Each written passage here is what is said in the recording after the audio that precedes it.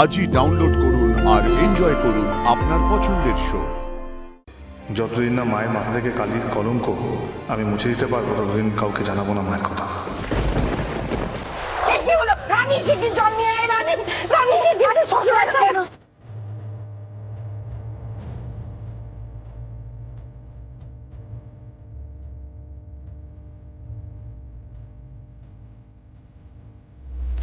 লক্ষ্মীমা, রায় সাহেবের গলায় এটা কার মালা?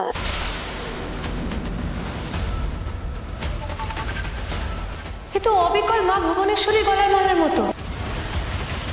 এ তো মা ভুবনেশ্বরীর গয়না যা আমরা চুরি করেছিলাম। আমার দাদা সব নিজের সিন্ধুকে ভরেছিল। ভাগ চাইলেই টাকা দিয়ে মুখ বন্ধ করেছে চিরকাল আমার। ও মা, হ্যাঁ তাই তো। রায় সাহেব আপনি কার মালা পরেছেন? আপনার গলায় কার মালা রায় সাহেব? রায় সাহেব কথা বলুন। কি করলাম? যে গয়না বন্ধ ঘরের ভেতরে সবার চোখের আড়ালে রেখেছিলাম নিজের হাতে বাইরে আনলাম। এবার কি হবে? কি হবে? সবাই জেনে যাবে এই গয়না আমি চুরি করেছিলাম, আমি চোর। কি হবে? আপনি কার মালা পরেছেন গলায় রায় সাহেব? রায় সাহেব, এ কার মালা রায় সাহেব? লক্ষ্মী, লক্ষ্মী, এত বছরের হিসেব আবার ফিরে আসছে। শুধু লোক বদলে যাবে। ও দাদা গো, মালা তো আমি তোমার কাছে রাখতে দিয়েছিলাম, সেটা তুমি পরে ঘুরছো। হায় হায় হায় রে, এ আমার মালা। মা ভুবনেশ্বরী গয়নার আদলে না বানানো হয়েছিল আর কি। তো সেই মালাটা দেখো দেখি দাদা ভুল করে পড়েছে। মেয়েদের গয়না তোমারে মানায় নাকি? এ আমার গলাতে মানাবে দেখেছো? নিজের জিনিস কি সুন্দর নিজের কাছে চলে এলো।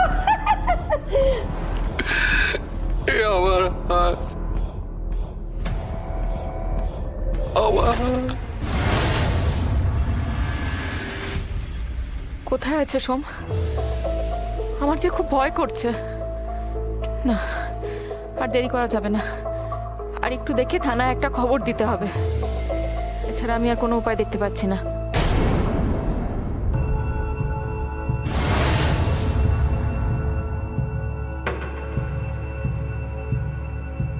দাদামণি, সোম,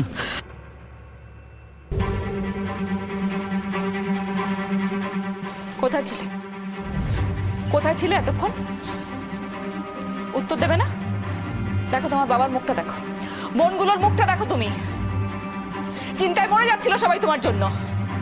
একটা বারের জন্য মনে হলো না যে বাড়ির লোকেরা চিন্তা করবে?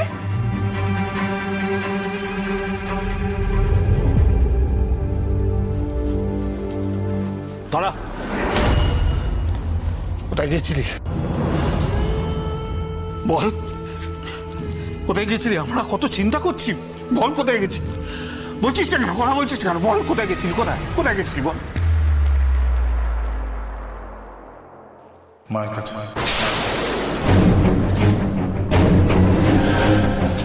মা, মায়ের কাছে? কোথায় পেলি আমাকে বল? ও কেমন আছে? কোথায় পেলি? কি করে তুই খবর পেলি? তুই বল, বল না। আরে চুপ করে আছিস কেন? কথা বল না। সৌদামিনীকে তুই কোথায় পেলি? সব বল, বল আমাকে। না, এখন কাউকে কিচ্ছু বলিস না বাবা। যেদিন আমার মাথা থেকে সব কলঙ্ক মুছে যাবে সেদিন ওরা সব জানবে। ওই মা অন্নপূর্ণার যাত্রা হচ্ছিল, সবাই রাস্তা দিয়ে যাচ্ছিল। আমরা দেখে খুব কেমন হলো, মনটা ভক্তিতে ভরে উঠলো। তাই আমি ভালো আমি ওদের সঙ্গে একটু হাঁটি, তাই ওদের সঙ্গেই হাঁটতে হাঁটতে চলে গিয়েছিলাম। হাউ ইরেসপন্সিবল সোম, তুমি চলে গেলে এইভাবে? ফোনটাকে পর্যন্ত সুইচ অফ করে রেখেছো। আমার কথা না হয় বাদ দাও, বোনগুলোকে তো ভালোবাসো। তুমি জানো সকাল থেকে ওরা দাঁতে একটা কিছু কাটেনি তোমার জন্য। ছি ছি, আমার জন্য সবাই না খেয়ে আছে। আহা, রিমলিকে আজ কথা দিয়েছিলাম একসাথে ভালো করে খাওয়া দাওয়া করবো। বাচ্চা মেয়েটা মুখে কিছু তোলেনি আমার জন্য। দাদামণি, জানো আমার কত চিন্তা হচ্ছিল, কত খারাপ খারাপ কথা আমার মনে আসছিল তোমাকে নিয়ে। কেন তুমি সবসময় এরকম করো বলো তো, কেন করো? অন্যায় হয়ে গেছে বাবা, শোনা বোন আমার ভুল হয়ে গেছে, আমি বলছি তো। আমার বলা উচিত ছিল, আমার জানানো উচিত ছিল, আমার হাত থেকে বেরিয়ে গেছে, ভুল হয়ে গেছে। ওই মাকে দর্শন করতে গিয়ে আমি অতি বিভোর হয়ে গেছিলাম, মা থেকে সব বেরিয়ে গেছিল বাবা, তুই কিছু মনে করিস না কেমন? দাদামণি, তুমি যদি এই একই কাজ আবার আমাদের সাথে করো না, তুমি বাড়ি ফিরে আমার মরা মুখ দেখবে, আমি বলে দিলাম কিন্তু। ঠিক রত্না, তুই কি কথা বলছিস? আমি একটু বলতে ভুলে গেছি বা এরকম হয়েছে বলে, দেরি হয়েছে বলে তুই এরকম ধরনের কথা বলছিস, তুই কি করে বলতে পারলি? কষ্ট হচ্ছে না দাদামণি? আমার এইটুকু কথায় তোমার খুব কষ্ট হচ্ছে? তাহলে ভাবো, তোমাকে খুঁজে পাচ্ছিলাম না বলে আমরা কি কি কত কষ্টের মধ্যে যাচ্ছিলাম, যে কষ্টটা মৃত্যু যন্ত্রণার থেকেও কম কিছু নয়। ক্ষমা করে দে, ক্ষমা করে দে, আমার ভুল হয়ে গেছে, আমি বলছি তো আমার ভুল হয়ে গেছে, অন্যায় হয়েছে আমার। ভুল না, অন্যায় হয়েছে তোমার।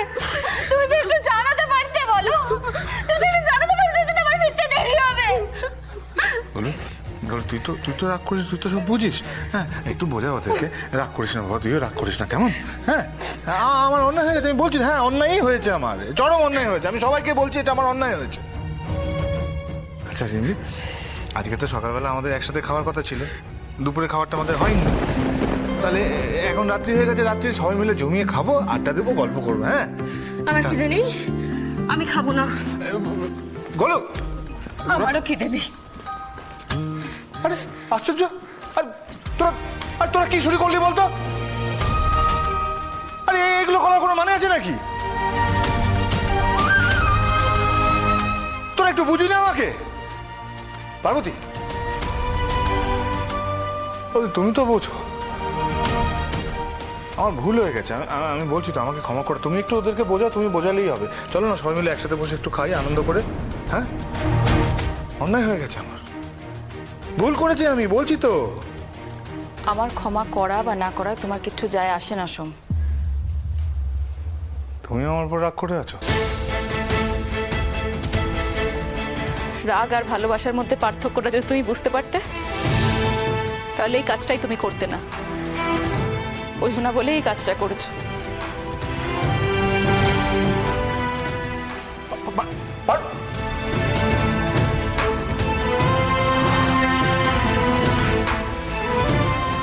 সবাইকে যদি সত্যিটা বলতে পারতাম, তাহলে এই মুহূর্তে পরিবেশটা অনেক অন্যরকম হতো। কিন্তু আমি মাকে কথা দিয়েছি, যতদিন না মায়ের মাথা থেকে কালির কলঙ্ক আমি মুছে দিতে পারবো, ততদিন কাউকে জানাবো না মায়ের কথা। তুমি চিন্তা করো না মা, তোমায় আমি ঠিক ফিরিয়ে আনবো। এই ভুবনপুরে মাথা উঁচু করে ঢুকবে তুমি মা, মাথা উঁচু করে।